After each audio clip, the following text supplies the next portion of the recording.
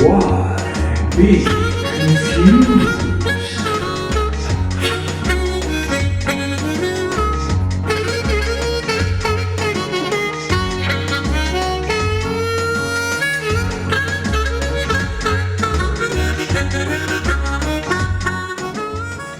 Hi, Winslow here, and it's February, mid-February of 2023, and the internet is abuzz with rumors that Hohner is going to change its Golden Melody diatonic harmonica after 60 plus years.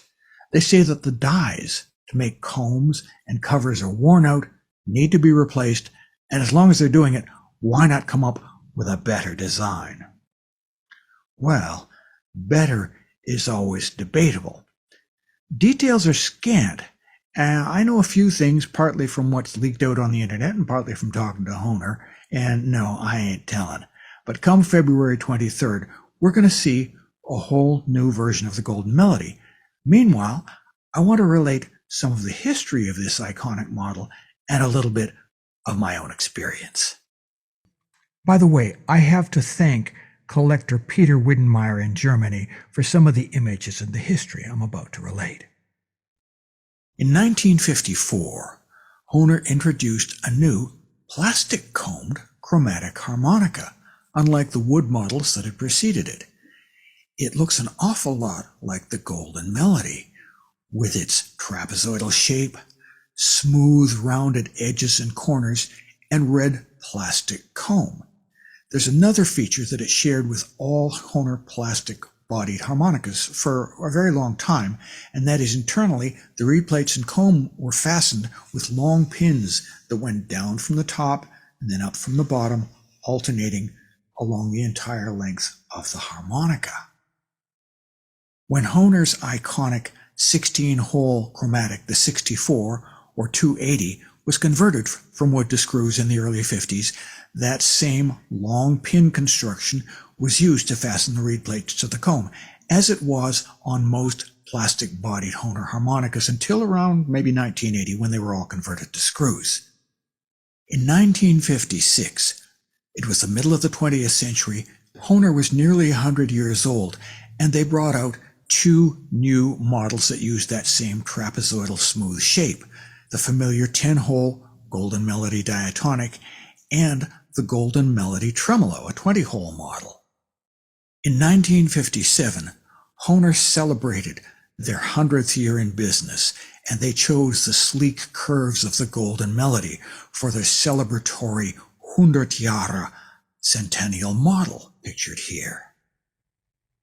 Over the years, Hohner has sometimes produced special American versions of their European models, or sometimes the opposite. An American model takes a different name elsewhere.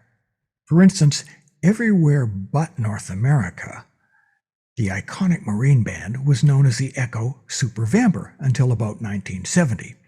Going in the opposite direction, and earlier, 1959, the Golden Melody was introduced in America as the U.S. Navy Band, with a navy blue comb and box graphics that featured the Navy Band, echoing the Marine Band on the Marine Band box, and the legend, "Join the Navy, see the world." Did this sleek, modern design, in contrast with the 19th century appearance of the Marine Band, imply that the Navy was more modern and hipper than the Marines? Whatever the implications, at some point, the Navy Band disappeared, and as in the rest of the world, America came to know the red-combed Golden Melody that has become so familiar. The Golden Melody has always been kind of an odd duck among Hohner's diatonic harmonicas. It's an equal temperament to put all of the single melody notes in tune with the piano, but in the process, making the chords somewhat harsh compared to the other models. It doesn't fit the form factor of the Marine Band, which has become the template for the Marine Band Deluxe, the Crossover, and the Thunderbird, nor does it fit the form factor of the Special 20, which has become the model for all of the other models in the Progressive Series, yet it nowadays bears a Progressive Series badge. By the way, here at the top is the original white form-fitting shell for the Golden Melody, followed by the present coffin boxes, red for the Golden Melody, sort of an off-white cream for the Marine Band, gray for the Special 20, and blue for the Pentaharp. My own history with the white box Golden Melody began in 1992, when I first interviewed Howard Levy for the magazine Hip, the Harmonica Information publication.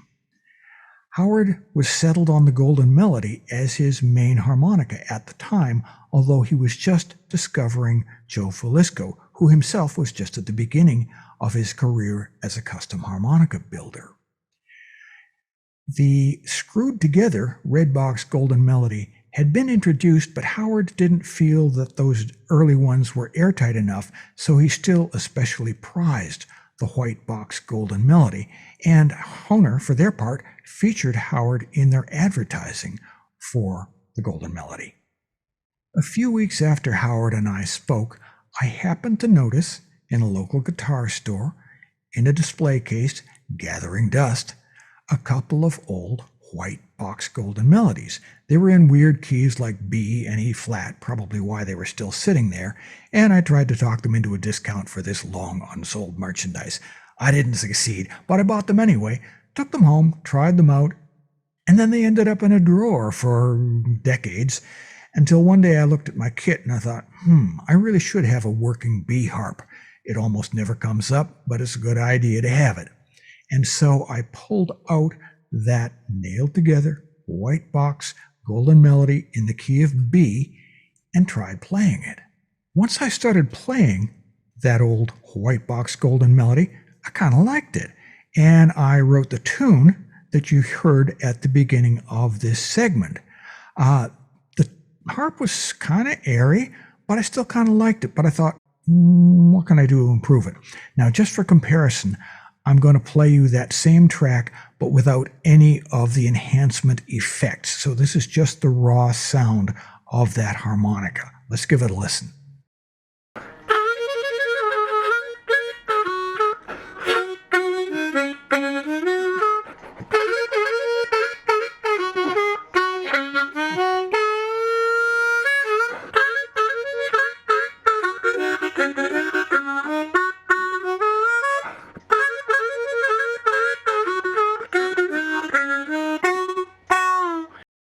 Now that old pinned together harp played okay. I kind of liked it, but it still felt kind of airy, and I thought maybe I can improve it.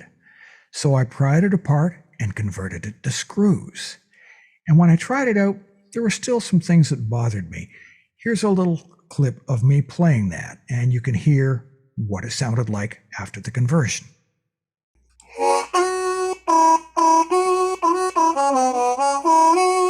That part sounds fine.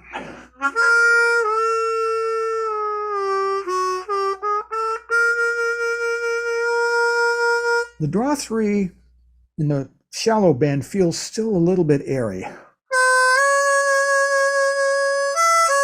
Draw 4 and 5 definitely sound airy. Now, airiness is sometimes not a bad thing. It mellows the tone, and I've noticed that non-harmonica playing listeners sometimes actually remark on the sweetness of tone of these harps.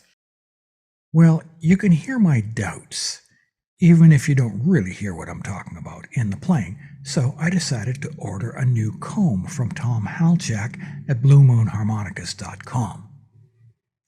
This nice blue color makes sure that this B harp won't be mistaken for any other key in my kit.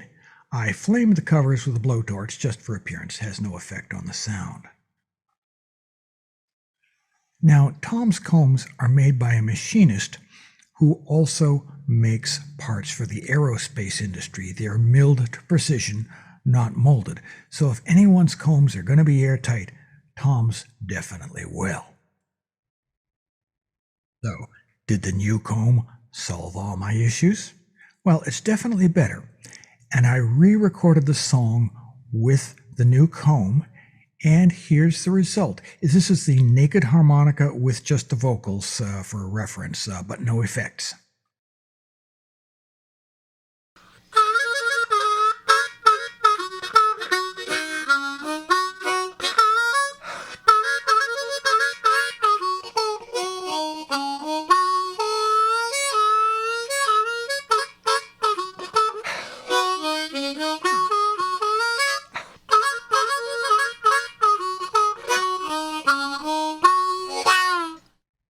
here's what it sounds like with all of the effects on the harmonica track and the full band.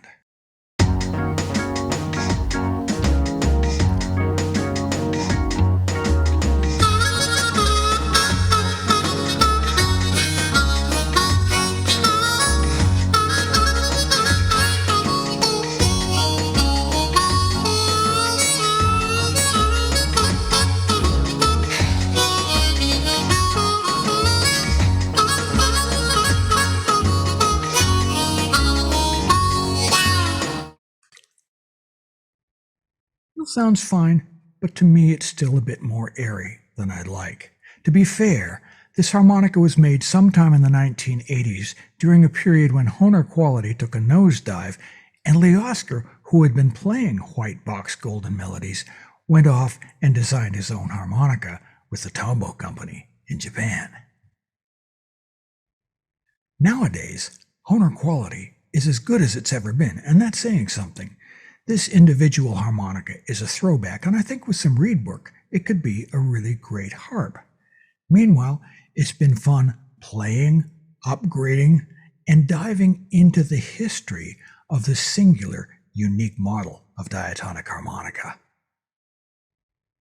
So, what will the 23rd of February bring with the introduction of this new, redesigned version of the Golden Melody?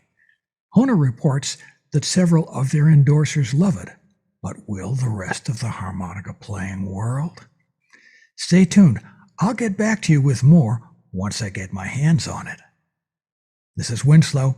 Thanks for watching. Y, B.